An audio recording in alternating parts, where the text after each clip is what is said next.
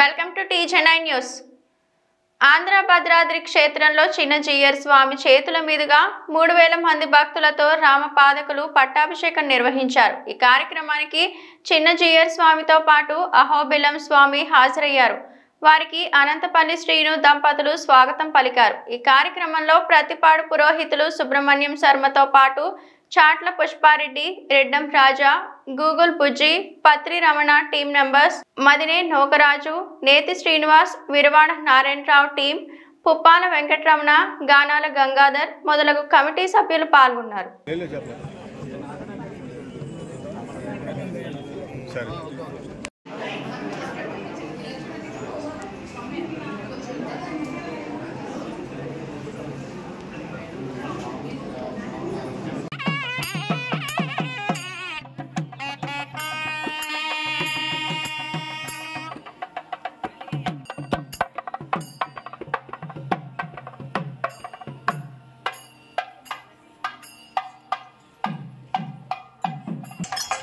video